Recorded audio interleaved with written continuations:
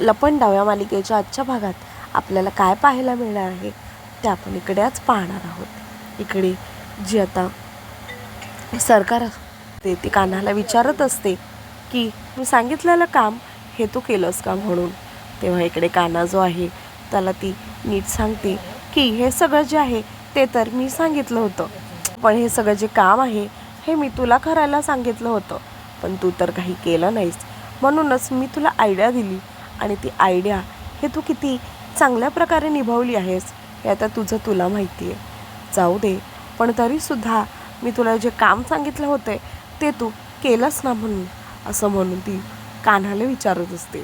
कान्हा जो आहे तो सांगत असतो की हो, तुम्ही सांगितलेलं प्रत्येक काम हे मी केलं आहे, तुम्ही अजिबातच काळजी करू नका. तेव्हा इकडे लगेच सरकार म्हणतात की तिचे प्रत्येक गोष्टीमध्ये हे हाल झालेच पाहिजे, तिचे खाण्यामध्ये पण हाल झाले पाहिजे, ती खाण्यासाठी तरसली पाहिजे आणि ती तरसून इकडे तिच्या घरापर्यंत यायला पाहिजे. असं म्हणून कान्हा जो आहे तो आता विचारात पडतो की बापरे, ही तिची आईच आहे ना जी एवढं काय काय बोलतीये, आणि त्यासोबतच हिने माझ्याकडून सुद्धा एवढं काय हे करून घेतलं आहे. त्याबरोबरच आता इथे जो कान्हा आहे तो विचार करत असतो की नेमकं काय करायचं, कारण की इथे कान्हाने आधीच त्याचं डोकं हे लढवलेलं असतं. कारण की इथे कान्हा जो आहे त्यांनी घरी सखीसाठी पुरणपोळी जी आहे ते आधी साईडला काढून ठेवलेली असते. त्यांनी ही सगळी कामगारी जी आहे ती केलेलीच असते, पण पुरणपोळीसुद्धा सखीसाठी वेगळी काढून ठेवलेली असते. कारण की त्याला हे नको असतं की सखीने स्वतःची हालचाल हे करावे म्हणून, म्हणजेच सखीने स्वतःचंच वेगवेगळं स्वयंपाक करावा आणि प्रत्येकमध्ये स्वतःला आता त्याच्यात इन्व्हॉल्व करून नाही घ्यायचं म्हणून. कान्हाच्या ह्या हुशारीमुळे इथे ही जी गोष्ट आहे ती सखीला जास्तीत जास्त दिसत नाही. सखी ही जी आहे ते झोपलेली असते तेव्हाच कान्हा हे सगळं जे काय आहे ते करून निघून गेलेला असतो. दुसरीकडे सखी जी आहे ती पुन्हा घरभर शोधत असते की मला नक्कीच कुठल्या ना कुठल्या तरी डब्यामध्ये काही ना काहीतरी ठेवेल, आणि त्यासोबतच इकडे ह्या डब्यामध्ये बिस्किट्स होते हे सुद्धा गायब झाले, म्हणजे हे नक्कीच कामाचं वगैरे काम आहे. असं म्हणून इकडे आता पूर्ण घरभर सखी जी आहे ती बघत असते की नेमकं कुठे जायचं आणि कुठे नाही ते. कारण की इथे आता सखीने खूपच टेन्शनमध्ये स्वतःचं पर्स जे आहे ते ठेवलेलं असतं. तर इकडे सखी हिला टेन्शन येतं, तुझा डब्बा आहे तिच्याकडून खाली पडतं, सगळे फराळ जे आहेत ते सगळे फराळ हे आता खाली पडतात. त्यासोबतच इथे सखी जी आहे ती आता काहीतरी घ्यायला जाते आणि त्यासोबतच तिचा हात जो आहे तो त्या ताटीला लागतो. तेव्हा इकडे सखी विचार करते की बापरे, आता हे मी नाही चेक करणार, कारण की त्यांना खूप जास्त वाईट वाटत असतं. कारण अचानकच तिच्या हातातली जी पुरणपोळीची ताटी आहे ती खाली पडलेली असते. खरं ती पुरणपोळी खूप चांगली असते आणि त्यासोबतच ती अचानकच खाली पडल्यामुळे सखीला आता खूपच जास्त विचित्र वाटत असतं. सखी ही कंटिन्युअसली कॉलवर कॉल करत असते, पण कोणच तिचा कॉल जो आहे तो अजिबातच उचलत नाही. इथे सखीला टेन्शन येतं की जी खाली पडलेली पुरणपोळी जी आहे ती मी खाऊ की नको खाऊ, असं म्हणून सखी जी आहे ती घाबरते. तिला खूपच जास्त वाईट वाटतं आणि त्यासोबतच इकडे ती विचार करते की मी दाभाडे मावशींना सांगते. ती दाभाडे मावशींना फोनसुद्धा करते, पण दाभाडे मावशी हे काही तिचा फोन हा आता उचलत नाहीत. दुसरीकडे आता दाभाडे मावशी जे आहे ते स्वतःचे पण खूप जास्त काळजी करत असतात, म्हणूनच ते स्वतःच एकटे कमवत असतात, म्हणून ते ऑफिसलाही गेलेले असतात. इथे आता जो आहे सखीला आता टेन्शन येतं. सखी विचारात पडते की ते मी खाऊ की नको खाऊ. सखी हिने आता एक घास हा खाल्लेला असतो, पण त्यासोबतच आता तिला तो जे खालचं उचलून खायची खूपच जास्त घाण आणि विचित्र वाटत असतं. ती विचार करते की बापरे, एवढ्या खालचं घाण आणि विचित्र हे कोण खात असेल, आणि मला तर हे अजिबातच जाणार नाही. असं म्हणून इकडे सखी ही आता बोलत असते. त्यासोबतच आता ती म्हणते की काही करून मला लवकरात लवकर आवरलं पाहिजे, आणि त्यासोबतच मला माझं हे आता लवकर आवरलं पाहिजे. इथे आता जी सखी आहे तिला खूपच जास्त टेन्शन आलेलं असतं. ती विचारच करत असते की मी काय करायचं. खालचं उचलून खाण्यामध्ये पण तिला भीती वाटत असते.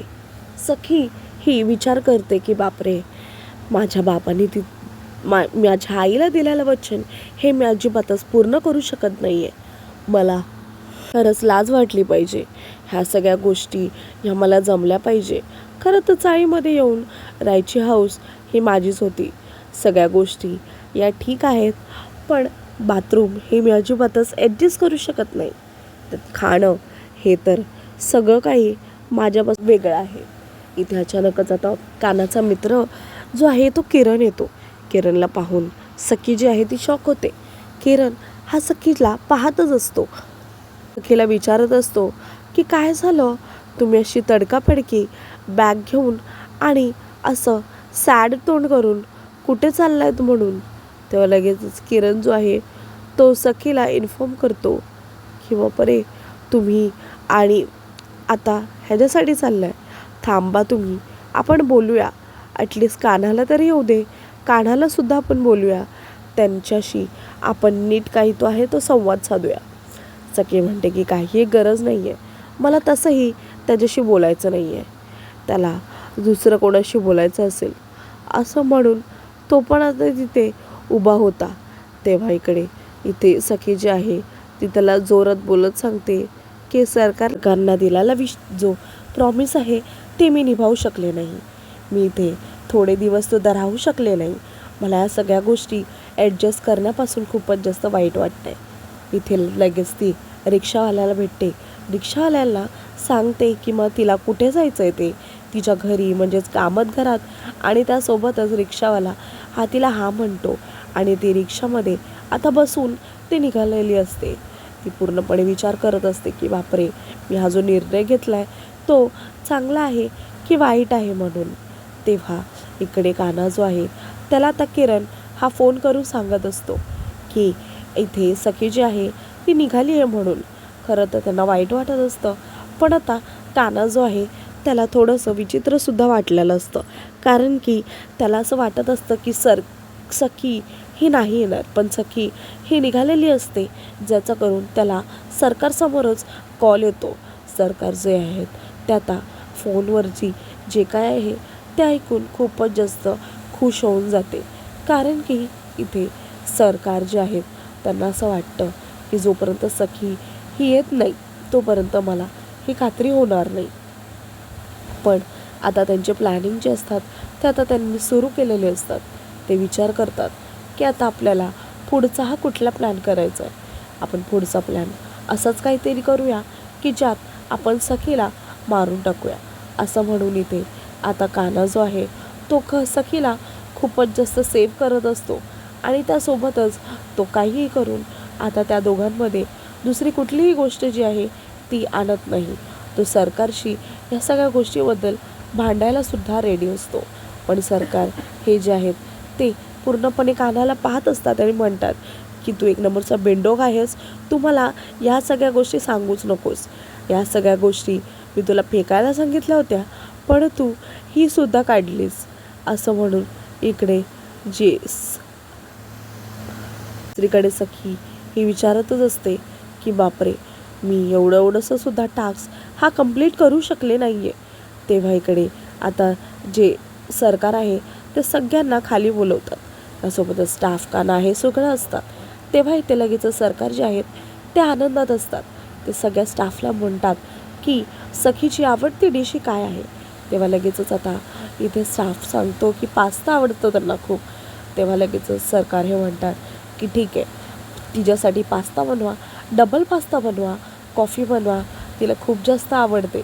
या सगळ्या गोष्टी तिच्यासाठी बनवा, कारण की सखी ही पुन्हा आज घरामध्ये येते. असं म्हणून इकडे सखी जी आहे ती आता खूपच जास्त टेन्स असते, कारण की आता तिला काहीही करून इथे यायचं नसतं. पण सरकार यांना खूपच जास्त भारी वाटत असतं, कारण की सखी आता पुन्हा इथं येईल, म्हणजे तिने ही जी पैंज आहे ती हारली आहे आणि त्यासोबतच प्रॉपर्टीच्या पेपरवरती सह्या करेल. असं म्हणून आता सखीचं पूर्णपैकी ह्या ज्या सगळ्या गोष्टी सरकारचं सखीच्या विरोधात आता रचून झालेलं असतं. इथे सरकार हे आता हे सगळं करणार आहेत हे खरं तर सखीला माहिती नसतं, पण ह्या सगळ्या गोष्टीची प्लॅनिंग सरकार खूप आधीपासूनच करत होत्या. त्यासोबतच इथे आता जी सरकार आहे सगळ्यांना सांगत असतं की ती सतत बोलत असते ना डिवोर्स घ्यायला, तर अजिबातच तिला डिवोर्स हा द्यायचाच नाही, तिला तशीच अटकून ठेवायची. असं म्हणून सरकार हे जे आहे ते सगळ्यांसमोर घरामध्ये तिला सांगत असतात. सरकार आहेत ते घरामध्ये आता विचार करत असतात की काही जरी झालं तरीसुद्धा सखीला आता इथे आल्यावरती हे फील नाही करून द्यायचं आहे की ती हरली आहे म्हणून. तिला हे फील करून द्यायचं आहे की तिने किती चांगला डिसिजन घेतला आहे जे ती इथं आली आहे म्हणून. या सगळ्या गोष्टी सखीसमोर आपल्याला अजिबातच उघडीत करायच्या नाही आहेत. पण इकडे मीनाक्षी आणि पुरुषोत्तम हे मात्र सरकारसमोर स्वतःचं मत ठेवतात की काही जरी झालं तरीसुद्धा सखीला कधी ना कधीतरी ही गोष्टही समजेलच ना.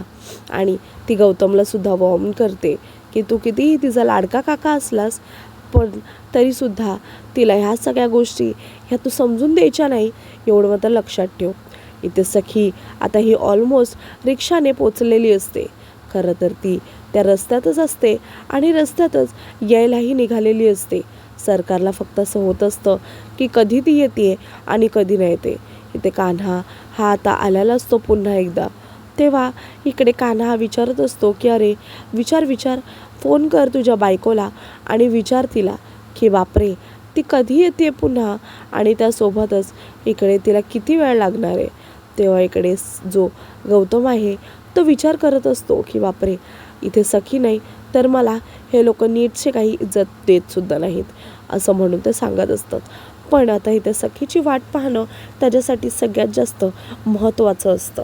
इथे आता पुरुषोत्तम आणि मीनाक्षी म्हणते की सखी आलीस की तसंच आम्ही तिची स्वागताची तयारी करूया आणि त्यासोबतच तिला स्वागत करूया एक घरामध्ये, असं म्हणून मीनाक्षी ही सगळ्यांसमोर बोलत असते. मीनाक्षीचे इंटेन्शन्स हे खूप जास्त चांगले नसतात, पण ती बोलते ते सुद्धा वाईट नसतं. असं म्हणून इकडे खरं तर सरकारला सगळ्या गोष्टी या पुरुषोत्तम आणि मीनाक्षीबद्दल माहिती असतात, म्हणूनच त्या दोघांनाही आता तिथून जायला सांगतात. इथे आता जे सरकार आहेत त्यांना सगळ्या गोष्टी ह्या खूपच जास्त पर्टिक्युलरली आणि चांगल्या पाहिजे असतात. इथे आता सरकार आता वाटच बघतात की बापरे सखी ही पुन्हा कधी येते घरी आणि त्यासोबतच ती आलीच की नेमकं तिच्यासोबत काय काय घडणार आहे ते. आता सखीला पाहून मात्र जी आई आहे ती तर खूप जास्त खुश होते आणि त्यासोबतच तिला असं वाटत असतं की काही करून मला किचनमध्ये जायचं आहे ताबडतोब. पण आता इथे ती जशी बाहेर आलेली असते इथे सरकार आणि त्यासोबतच इकडे जो कान्हा आहे आणि त्यासोबतच घरातल्या बाकी सगळ्यांसमोर जेव्हा ती ही सगळी बोलून दाखवत असते की सखीला आता आपण दाखवायचं आहे की ती कशी हरली आहे म्हणून. या सगळ्या गोष्टी सखी ही बाहेर उभी राहून कानाचं आणि सरकारचं सगळं बोलणं हे ऐकून घेत असते. सरकारला आता खूप जास्त विचित्र वाटत असतं, कारण सखीने आता हे तिचं सगळं बोलणं ऐकलेलं असतं. हे आता सगळ्यांनी आता पूर्णपणे ऐकून आणि बघूनसुद्धा झालेलं असतं. इथे आता सरकार जे आहेत ते मनाविरुद्ध सखीच्या या सगळ्या गोष्टी बोलत असतात. हे सखीला आता समजून जातं, सखीला हे कळून जातं की काही जरी झालं तरी सरकारला हेच करायचं होतं. सखी ही आता टेन्शनमध्ये येते, कारण की आता सखीला खूपच जास्त वाईट वाटत असतं की एवढं सगळं हे तिच्यासोबत होतं आहे आणि तिच्यासोबत उभा राहणारा हा कोणच नाही आहे. तिचा नवरा हा सुद्धा तिची बाजू न घेता सरकारची बाजू घेतो. खरं तर हे सगळं आता फक्त आणि फक्त सखीला वाटत असतं.